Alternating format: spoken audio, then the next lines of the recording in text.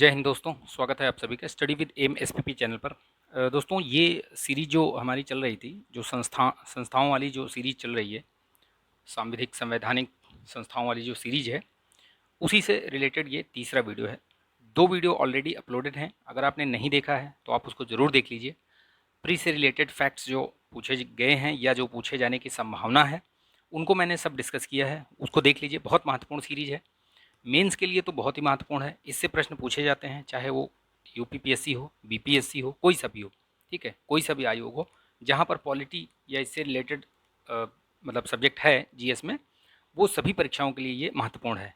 ठीक है, मेंस 2022 के लिए तो बहुत महत्वपूर्ण है, और प्री 2023-24 में या जो भी अन्य परीक्षाएं आपको देनी हैं, चाहे वो पीईटी की हो या आने वाले री एग्ज़ाम, वीडियो री एग्ज़ाम हो, ये सभी परीक्षाओं के लिए महत्वपूर्ण है। क्योंकि जो फैक्ट्स हैं वो कहीं भी कभी भी पूछे जा सकते हैं, उसके लिए कोई बाउंडेशन नहीं है कि इसी परीक्षा में पूछा जाएगा। ठीक है, तो चलिए शुरू करते हैं इस वीडियो को। आज इस वीडियो में मैं आपको फाइनेंस कमीशन जो वित्त आयोग है उसके बारे में जानकारी दूंगा, बहुत प्रश्न पूछा जाता है, और जो नीति आयोग है उसके बारे में, यानी कि एक संवैधानिक और एक गैर संवैधानिक। गैर संवैधानिक मतलब आप कह सकते हैं संविधानेतर, एक संविधान में है और एक संविधान के इतर है। ठीक है, तो वो मैं अभी बताता हूँ आपको। तो देखिए, ये चीज़ अभी शुरू करते हैं। शुरू करने से पहले एक बात कहना चाहूँगा, अगर आप चैनल पर नए हैं तो प्लीज़ सब्सक्राइब कर लीजिए, बेल आइकन जरूर प्रेस कर लीजिएगा, ताकि वीडियो का नोटिफिकेशन आपको मिलता रहे। और वीडियो को लाइक कीजिएगा, पसंद आए तो लाइक कीजिएगा, शेयर कर दीजिएगा दोस्तों में, ठीक है, ताकि ज़्यादा से ज़्यादा छात्रों तक, स्टूडेंट तक पहुँच सके। ठीक है, ये बेहतरीन जानकारी जो मैं आपको देने जा रहा हूँ। चलिए शुरू करते हैं। देखिए, सबसे पहले मैं आपको फाइनेंस कमीशन के बारे में बताऊंगा। ये बेसिकली प्रश्न है, प्रश्न का उत्तर है ये, और प्रश्न पूछा जाता है फाइनेंस कमीशन या ये वित्त आयोग के बारे में। तो इसी तरीके से प्रश्न पूछा जाएगा कि वित्त आयोग के बारे में आप क्या जानते हैं, या वित्त आयोग के बारे में बताते हुए उस 15वें वित्त आयोग की जो सिफारिशें हैं उनका वर्णन कीजिए, उनके उनके बारे में बताइए। तो ये प्रश्न ऐसे सीधे सीधे प्रश्न पूछा जा सकता है। यूपीपीसीएस में तो 100% समझ लीजिए कि पूछा ही जाएगा ये, किसी न किसी तरीके से। देखिए, अब जो प्री से रिलेटेड है, पहले मैं प्री से रिलेटेड फैक्ट बता देता हूँ कुछ चीज़ें, क्योंकि प्री से रिलेटेड या जो वनडे एग्ज़ाम के उसमें काम आता है, जहाँ फैक्ट्स जिसको आप बोल सकते हो कि फैक्ट्स है। तो देखिए, इसमें क्या क्या फैक्ट्स हैं।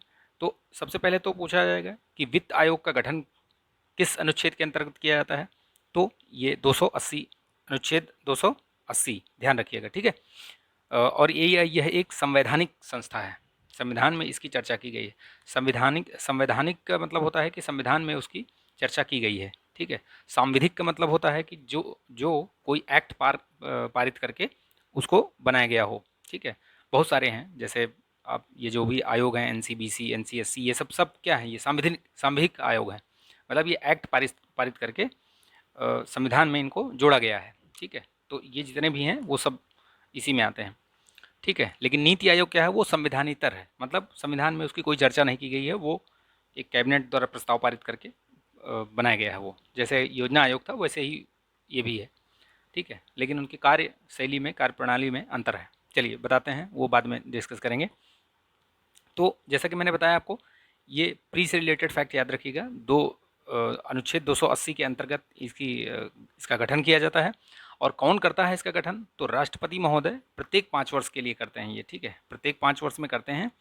उससे पहले भी जब उनको आवश्यकता लगेगी तो वो कर सकते हैं। तो अभी जो 15वां वित्त आयोग, अभी जो लेटेस्ट में है 15वां वित्त आयोग, वो उसका गठन हुआ है, और उसने अपनी रिपोर्ट भी दे दी है। रिपोर्ट में बहुत सारी चीज़ें बताई गई हैं कि ये करना है, ये नहीं करना है, या जो भी है सिफारिशें दी गई हैं। तो उस लिहाज से ये महत्वपूर्ण हो जाता है। आपको कमेंट करके बताना है कि 15वें वित्त आयोग के अध्यक्ष कौन है। ठीक है, कमेंट कीजिएगा आप लोग। तो इसके बारे में देखिए, यहाँ पे लिखा ही हुआ है तो इसमें कोई एन के सिंह है, ये एम के सिंह नहीं, माफ़ कीजिएगा, एन एन के सिंह। ठीक है, तो चलिए, अगर आप देख के भी कमेंट कर सकते हैं, कोई दिक्कत नहीं है। संरचना के बारे में जान लेते हैं, क्योंकि पूछा जाता है। संरचना, इसमें एक अध्यक्ष होते हैं जो सार्वजनिक मामले का ज्ञाता होता है, अध्यक्ष। 4 सदस्य होते हैं, कौन कौन से, किस किस चीज़ के विषय के ज्ञाता होंगे, तो एक लेखा और वित्त के, प्रशासनिक एवं वित्तीय अनुभव, और एक तो अर्थशास्त्री होंगे, और एक उच्च न्यायालय का न्यायाधीश होंगे, या उस पद के योग्य जो व्यक्ति हैं वो रहेंगे। ठीक, तो ये ध्यान रखना। कार्य क्या है वित्त आयोग का, ये वैसे भी पूछा जाता है। तो संघ और राज्यों के जो करों के शुद्ध आगमन का जो है वो वितरण ऊर्ध्वाधर, यानी कि संघ और राज्य के बीच, राज्यों के बीच यानी कि क्षैतिज, इसमें भी आगमों का विवरण वितरण करना। भारत की संचित निधि से राज्यों को राजस्व में सहायता, अनुदान, ये सब बताना कि इतना देना है इतना नहीं देना है। राज्य की संचित निधि के संबंध में उपाय करना, ठीक है। और राष्ट्रपति विनिर्दिष्ट अन्य कोई विषय, राष्ट्रपति अगर कोई अन्य विषय भी देंगे वित्तीय मामलों से संबंधित या कुछ ऐसा चीज़, तो उसके ऊपर भी अपनी सिफारिश देना, राय देना, ठीक है। अब ये जो रिपोर्ट है ये राष्ट्रपति को अपना ये सौंपते हैं सिफारिश, ठीक है। और राष्ट्रपति जो है वो उसको उसके हिसाब से फिर वित्त आयोग की सिफारिशों के हिसाब से केंद्र सरकार को देते हैं।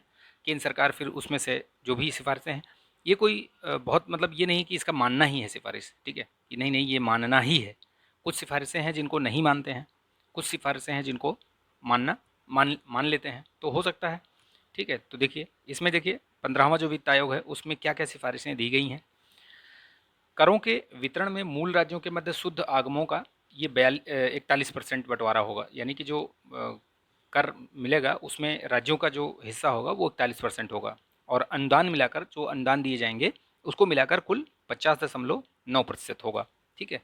राज्यों के कुल वितरण में 50.9 के उपरांत भी केंद्र को अनुमानित राजस्व का 34% हस्तांतरण करना पड़ेगा। यानी कहने का मतलब है कि इसके अलावा भी इसके अलावा भी अनुदान जो है राज्यों को 34% जो बचेगा उसमें से देना पड़ेगा। राज्यों के मध्य आगम का क्षैतिज वितरण निर्धारण किस तरीके से किया गया है कि भाई राज्यों के मध्य इस बार जो गठित हुआ था वित्त आयोग उसमें इन सब चीज़ों का ध्यान रखा गया है। क्या क्या चीज़ ध्यान रखा गया है, देखिए कि उसकी जनसांख्यिकी उसका कितना वेटेज रहा, इतना 12.5%। राजकोषीय प्रयास पे कितना परसेंट, ये 2.5%। क्षेत्रफल पे 15%। वन एवं पारिस्थितिकी में 10% और जनसंख्या में 15%। तो ये जो 4-5 बातें 6 बातें लिखी हुई हैं, ये वित्त आवंटन में जो इनके मध्य जो क्षैतिज वितरण था, ये इन बातों को ध्यान में रखते हुए सभी स्टेटों को जो है वितरण किया गया है, ठीक है। ये हो गए, ये इनके कुछ और भी आगे हैं जो सिफारिशें, उनको भी ध्यान रखिए। ये प्रश्न पूछा जा सकता है, इसकी चांसेस बहुत है, चांसेस हैं इसके, मतलब ये आ सकता है ये प्रश्न। तो राजस्व घाटे अनुदान के लिए योग्य जो राज्यों की संख्या है वो 2022 से 17 से घटकर 6 हो गई है, तो ये ध्यान रखिएगा। ये प्री से रिलेटेड फैक्ट।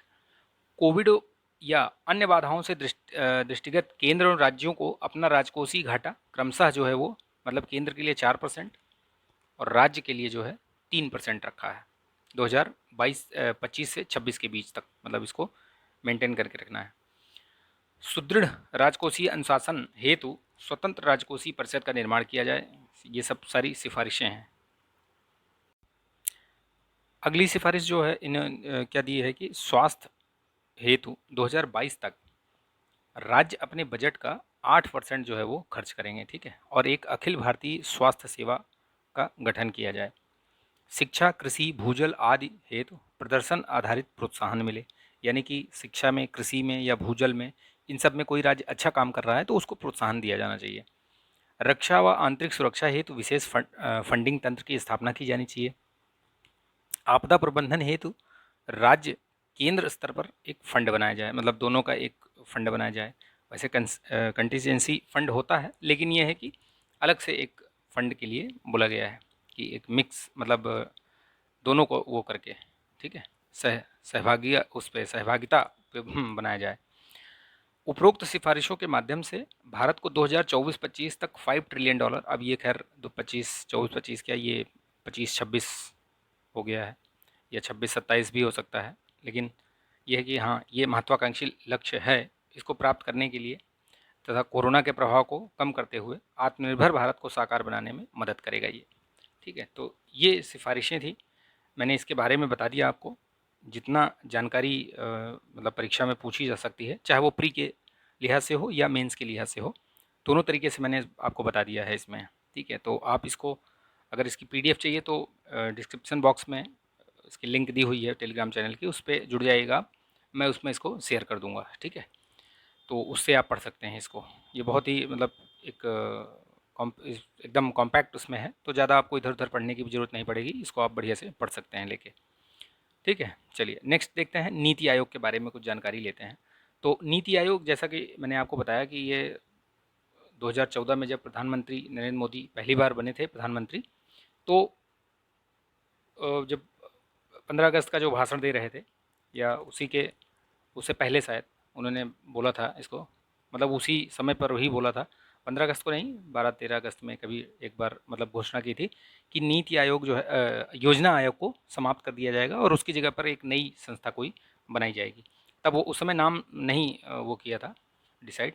नीति आयोग का पूरा नाम ध्यान रखिएगा, कई बार तो यही पूछा गया है। तो प्री के हिसाब से इसमें क्या पूछा जा सकता है, तो प्री के हिसाब से इसका नाम ही पूरा फुल फॉर्म पूछ लिया जाता है, NITI, नीति।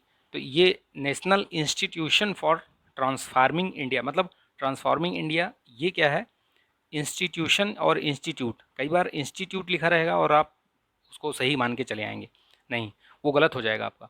तो national institution for transforming India, तो याद रखिएगा ये, ठीक है, ये पूछा गया है, कई बार पूछा गया है, कई परीक्षाओं में पूछा गया है। और इसका गठन कब हुआ था ये भी पूछा गया है, कब कब बनाया गया था। इसके प्रथम जो अध्यक्ष थे वो कौन थे, ये भी पूछा गया है, तो आप ध्यान रखिएगा कौन थे वो। ठीक है, और अभी कौन है रिसेंट में, एकदम जो करंट में अभी अ, इनका जो उनकी जो नियुक्ति की गई है वो कौन है, उनको भी याद रखिएगा आप। ठीक है, ये कमेंट करके बताइएगा पहले कौन थे और अभी कौन है। ठीक है, और अभी CEO भी बदले गए हैं, वो भी ध्यान रखिएगा। ठीक है, तो इस तरीके से जो प्री से रिलेटेड जितने भी फैक्ट्स हैं वो आप ध्यान रखिएगा। चलिए मैं ही आपको बता देता हूँ। तो जो CEO हैं अभी, CEO तो अमिताभ कांत जी हैं, ठीक है, ध्यान रखिएगा अमिताभ कांत।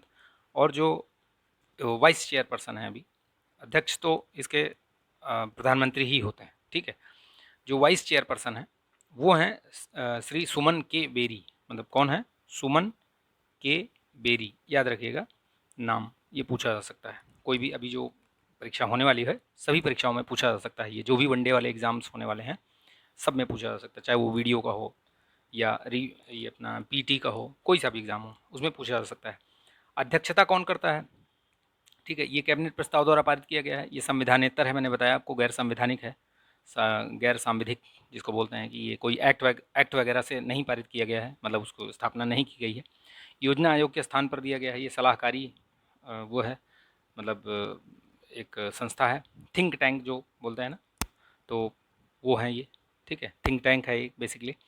1 जनवरी 2015 को ये भी पूछा गया है प्रश्न में, तो ध्यान रखिएगा। अध्यक्षता कौन करता है इसकी, मतलब अध्यक्ष कौन है, तो प्रधानमंत्री। ठीक, इसमें क्या क्या होते हैं, जैसे शासी ये जो परिषद होती है, मतलब गवर्निंग काउंसिल होती है, उसमें सभी राज्यों के मुख्यमंत्री, प्रशासक, जो यूटीज़ के प्रशासक या यूटीज़ जहाँ पे विधानमंडल है, जैसे दिल्ली और पुदुचेरी, तो उनके प्रधान ये मुख्यमंत्री होते हैं। और अन्य जो यूटीज़ हैं उनके LG वगैरह होते हैं, जहाँ जहाँ प्रशासक हैं वो प्रशासक, और जहाँ LG हैं वो LG। ठीक है, क्षेत्रीय परिषदें होती हैं, एक से अधिक राज्यों को के बीच में कुछ मुद्दे या जो भी है उनको सुलझाने के लिए। विशिष्ट आमंत्रित गण होते हैं उसमें, जैसे विशेषज्ञ हो गए, कोई सा भी विशेषज्ञ, किसी भी क्षेत्र का विशेषज्ञ होगा उसको सम्मिलित किया जाता है। तो और पूर्णकालिक संगठन ढांचा होता है, उसमें जो उपाध्यक्ष होते हैं, जो उपाध्यक्ष और सदस्य जो होते हैं, उपाध्यक्ष को कैबिनेट मंत्री का दर्जा मिलता है, अर्थात कैबिनेट मंत्री का दर्जा का मतलब ये है कि जो सुविधाएं, जो मतलब कह सकते हो सुविधाएं और उन्मुक्तताएं जो उनको कैबिनेट मंत्री को मिली होती हैं, वही सेम जो है वो इनको उपाध्यक्ष जो हैं, अभी जो सुमन के बेरी साहब हैं, उनको जो है वो सारी सुविधाएं और वो सब चीज़ें मिलेंगी। ठीक है, और जो उनके सदस्य होते हैं उसके, उनको राज्य मंत्री के बराबर दर्जा दिया जाता है। ठीक है, दर्जा समझ रहे हैं ना आप, बराबरी मतलब किसके लेवल पे हैं वो, तो वो चीज़। ठीक है, तो ठीक है, तो ये पूर्णकालिक सांगठनिक जो ढांचा है उसमें उपाध्यक्ष होते हैं, कैबिनेट मंत्री का दर्जा होता है, जो सदस्य होते हैं उनको राज्य मंत्री का दर्जा दिया जाता है। अंशकालिक सदस्य होते हैं 2, ठीक है, जो यूनिवर्सिटीज़ और IITs के जो प्रोफेसर वगैरह या रिसर्चर होते हैं वो सब होते हैं उसमें। ठीक है, वो सब होते हैं इसमें। तो ये इसका एक ढांचा रहा।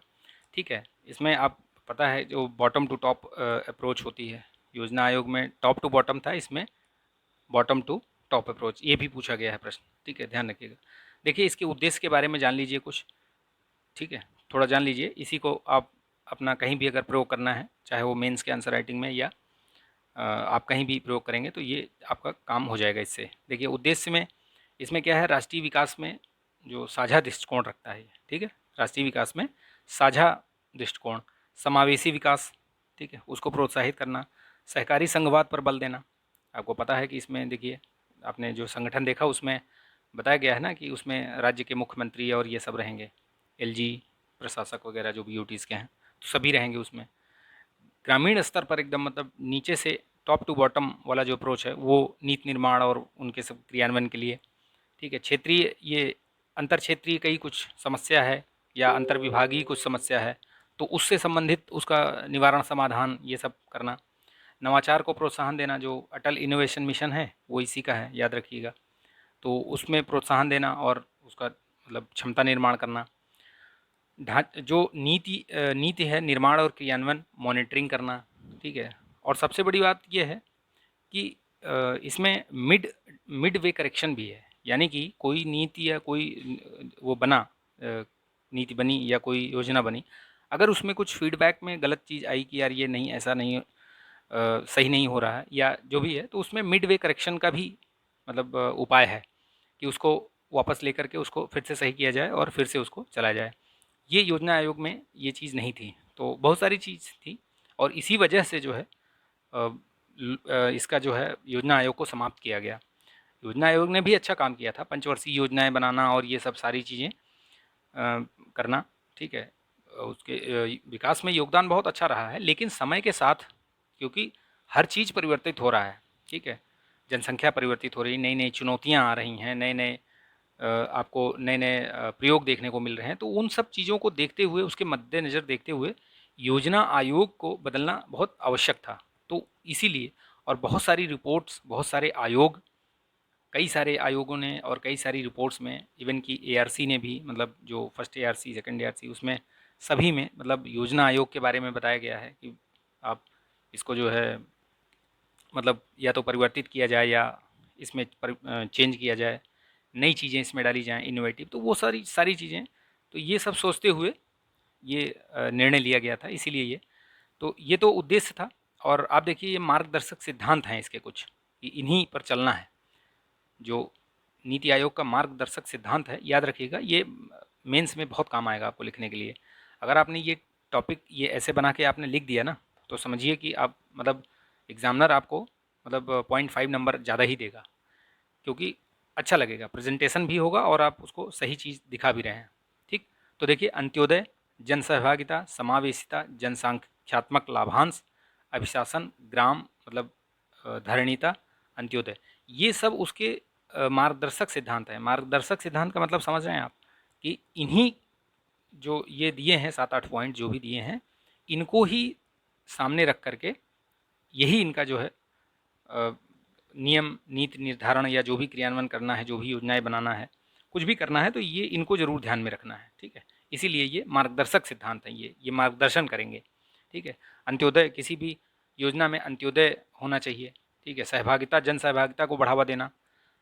समावेशी विकास करना, समावेशी विकास समझ रहे हैं आप कि मतलब विकास हो तो उस विकास में जो वंचित वर्ग है, जो हाशिए पर लोग रह रहे हैं, जो समाज का अंतिम व्यक्ति है, अंतिम पायदान पर खड़ा हुआ जो व्यक्ति है, उस तक भी वो विकास पहुँचे और इस व्यक्ति को विकास के मुख्य धारा में जोड़ा जाए, वो होता है समावेशी विकास। मूलभूत सुविधाएं जो स्वास्थ्य, शिक्षा, आवास, जल, ठीक है, ये सब उपलब्ध कराई जाएं, तो ये समावेशी विकास कहा जाता है, ठीक है, तो ध्यान रखिएगा। चलिए नेक्स्ट देखते हैं। देखिए योजना आयोग और नीति आयोग में कुछ बेसिक मौलिक अंतर हैं, उनको आप समझ लीजिए, ये लिखने का काम आएगा मेंस में आपको।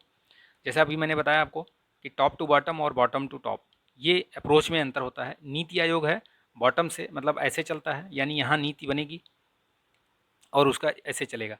लेकिन योजना आयोग में क्या होता था, ऊपर ऊपर नीतियाँ बन जाती थी, नीचे से कोई मतलब नहीं होता था, बस लागू कर दी जाती थी, ठीक है। ये बहुत बड़ा ड्रॉबैक था। फंड आवंटन में इसकी कोई भूमिका नहीं होती, लेकिन इसकी भूमिका होती थी, इसके सिफारिश पर ही आवंटन किया जाता था, इसकी सलाह पर राज्यों को फंड इसका एलोकेशन किया जाता था। विकेंद्रीकृत प्रकृति का है ये, लेकिन केंद्रीकृत प्रकृति का है, ठीक है। कार्यप्रणाली उसकी देखेंगे तो केंद्रीकृत है, ये विकेंद्रीकृत है, ठीक है। राज्यों की सहभागिता के संघीय ढांचे पर बल, लेकिन इसमें क्या है, संरचना एवं कार्यप्रणाली के आधार पर संघीय ढांचे के विपरीत था। ये संघीय ढांचे के विपरीत का मतलब है कि एक तरफा आप किसी भी तरीके से कोई भी नीति या योजना थोप सकते थे, आपने फंड एलोकेशन में जो है हस्तक्षेप रहता था। तो ये सब चीज़ें योजना आयोग के उसके मतलब नीति आयोग और योजना आयोग में अंतर है। थिंक टैंक है, ये सलाहकारी है संस्था है सिर्फ, लेकिन ये सलाहकारी संस्था तो है, परंतु इसकी सलाह राज्यों के लिए बाध्यकारी थी।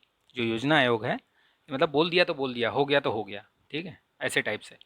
तो ये याद रखना। और मैंने एक चीज़ बताया था आपको, मिड कोर्स करेक्शन, वो मिड कोर्स करेक्शन जो है योजना आयोग में नहीं था। योजना आयोग में तो जो लागू हो गया तो लागू हो गया, फिर उसमें कोई परिवर्तन नहीं। लेकिन यहाँ पे क्या था कि मिड कोर्स करेक्शन, यानी कोई योजना लागू हुई और उसका फीडबैक गलत आया या फीडबैक सही नहीं आ रहा है उसके, तो उसको वहीं से रोक दिया जाएगा और फिर से उसमें सुधार करके फिर से लागू किया जाएगा। तो ये मैंने नीति आयोग 2 संस्था और बता दिया आपको, तो लगभग 6 संस्थाएं हो गई हैं और इन्हीं संस्थाओं से आपके प्रश्न पूछे जाएंगे। निर्वाचन आयोग है, उसको इलेक्शन कमीशन ये है, आप पढ़ सकते हैं उसको, आप उसमें पढ़ लीजिएगा, या मुझे टाइम मिलेगा तो मैं वीडियो एक बना दूंगा उसके ऊपर भी, क्योंकि जो निर्वाचन संबंधी जो प्रश्न है वो भी पूछा जाता है, ठीक है। क्या उसमें सुधार किए जाने हैं, जो भी सुधार करना है वो सारी चीज़ें, तो बहुत सारी चीज़ें हैं उसमें, उससे बहुत प्रश्न बनते हैं, उससे भी प्रश्न बनते हैं, ठीक है। कि क्या है जो उनके, ये जैसे चुनावी बॉन्ड क्या है, ये सब सारी चीज़ें ना, ये अपना जो वीवीपैट से रिलेटेड, ये मशीन से रिलेटेड जो है, तो ये सारी चीज़ें आती हैं उसमें, ठीक है। चुनाव सुधार से संबंधित जो इलेक्टोरल रिफॉर्म्स है उससे संबंधित प्रश्न पूछे जाते हैं। तो देखिए मुझे समय मिलेगा तो मैं ज़रूर बना दूंगा उस पर भी एक वीडियो, ठीक है। तो लास्ट तक वीडियो देखने के लिए बहुत बहुत धन्यवाद आपका। वीडियो अच्छा लगा हो तो लाइक कर दीजिएगा, शेयर कर दीजिएगा दोस्तों में, ठीक है। मिलेंगे नेक्स्ट वीडियो में, तब तक के लिए अपना ध्यान रखिएगा, पढ़ते रहिए, मस्त रहिए, बिंदास रहिए, ठीक है। जय हिंद।